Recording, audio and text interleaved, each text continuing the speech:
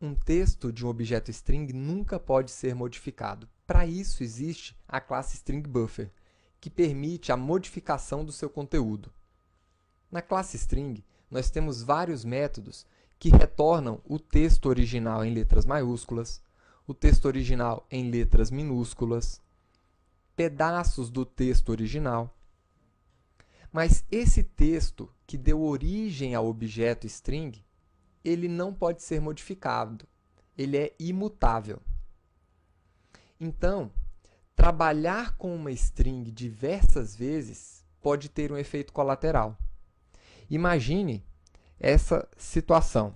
Você criou uma string e está concatenando aquela string outras strings várias vezes. Cada operação dessa cria uma nova string, um novo objeto string. Então, gerar várias strings temporárias, como nesse exemplo, pode prejudicar a performance da aplicação consideravelmente. Então, no caso de você trabalhar muito com a manipulação de uma mesma string, seja para fazer uma concatenação ou dentro de um for, o ideal é utilizar a classe string_buffer ou a classe string_builder, que foram criadas exatamente para permitir esse tipo de modificação no seu texto. Essas duas classes, string_buffer e string_builder, elas também representam textos. Crie uma classe chamada string_mutável com o método main.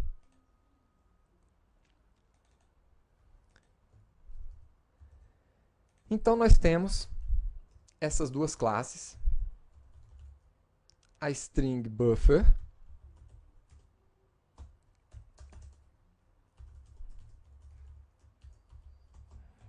e a string_builder.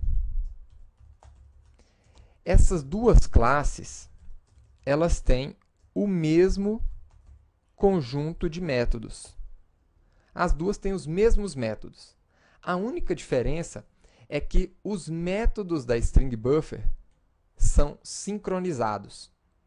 Eles são muito úteis quando você está em um ambiente multiprocessado, trabalhando com várias threads acessando os mesmos objetos string_buffers. Já o string_builder não tem esses métodos sincronizados.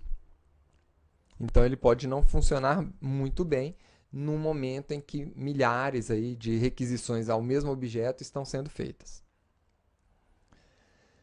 Então, essas duas classes, elas podem ser criadas da mesma forma que um objeto string. Você pode criar um texto vazio ou pode já iniciar o seu texto com algum valor. E da mesma forma que as suas strings, tanto o string_buffer como o string_builder tem os métodos toString para retornar o valor string desse objeto, o método length, que informa o tamanho da string que está dentro aqui desses objetos. E nós temos um outro método, capacity, que não existe num objeto string. Esse método capacity, ele informa a capacidade de armazenamento de novos caracteres dentro desses objetos, sem alocar mais memória. Então, quando você cria uma string, o tamanho da capacidade daquela string é exatamente o tamanho da string que você colocou lá dentro. Mas dentro desses objetos, como eles foram feitos exatamente para receber novos valores e serem incrementados, então existe ali uma capacidade que fica disponível, né, para você incluir esses novos conteúdos. Então, por exemplo, vamos ver aqui o tamanho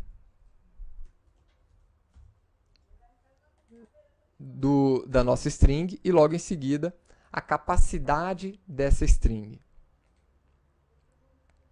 Opa.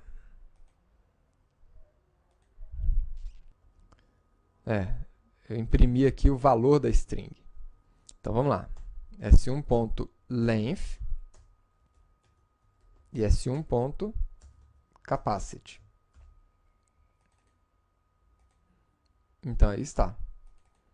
Essa string tem 4 caracteres, mas tem uma capacidade para receber 20 caracteres. E essa capacidade vai sendo incrementada na medida que você vai incluindo mais conteúdos dentro desses objetos. Existe também um método chamado aqui reverse, que modifica, inverte a ordem desses caracteres.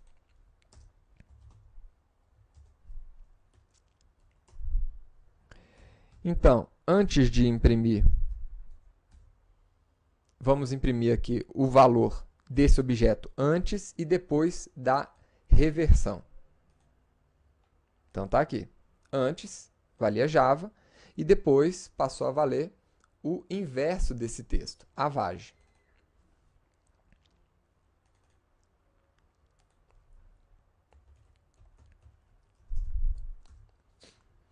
Agora, provavelmente o método mais utilizado desses dois objetos é exatamente o método que permite a você incluir ou concatenar novos conteúdos aqui a esse valor.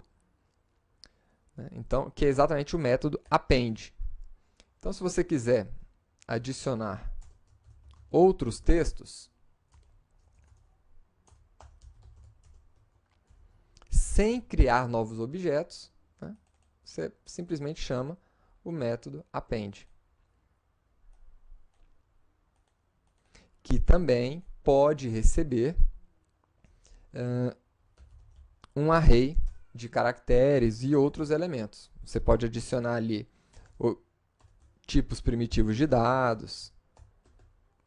Então, vamos exemplificar aqui com um objeto, um array de caracteres.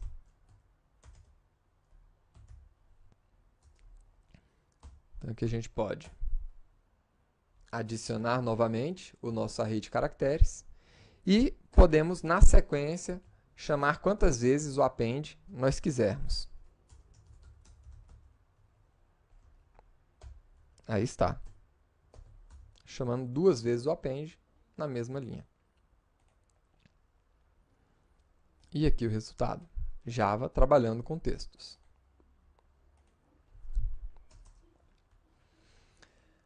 Agora, o que isso significa? Vamos lá.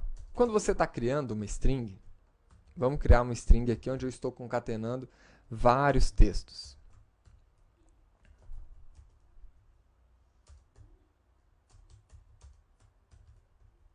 Então, oi, como vai você?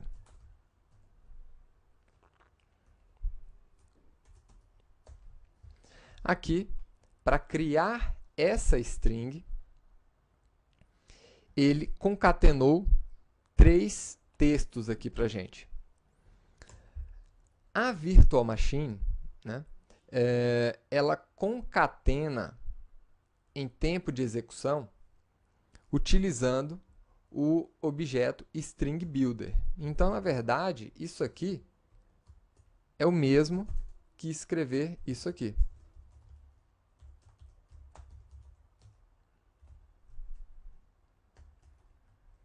Então,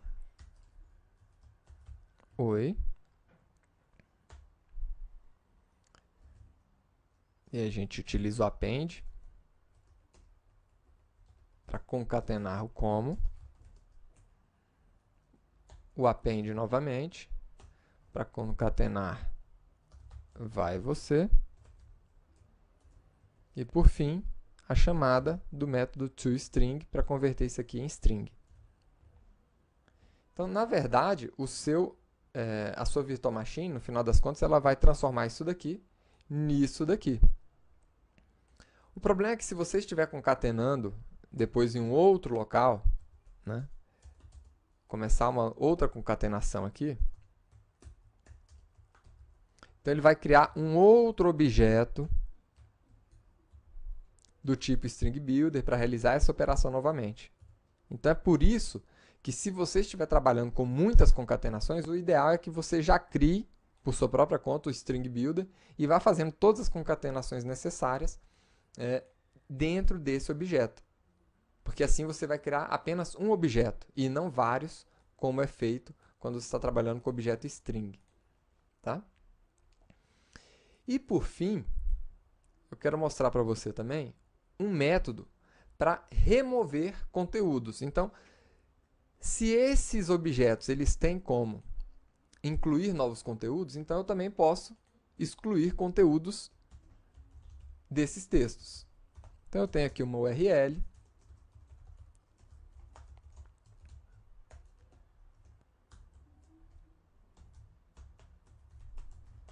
xti.com.br e eu quero remover os 4 primeiros caracteres, ou seja, www. Então a gente poderia logo aqui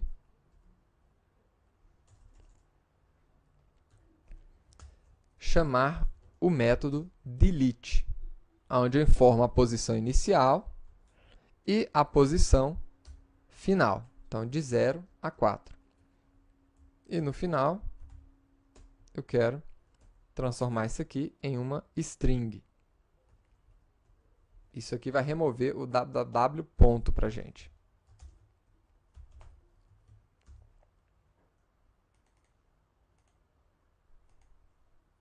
E aí está. Então, eu espero que você tenha gostado dessa aula de hoje e de conhecer os dois objetos string buffer e o string builder utilizados para modificação de textos, principalmente quando você está trabalhando com concatenação. Até a próxima aula.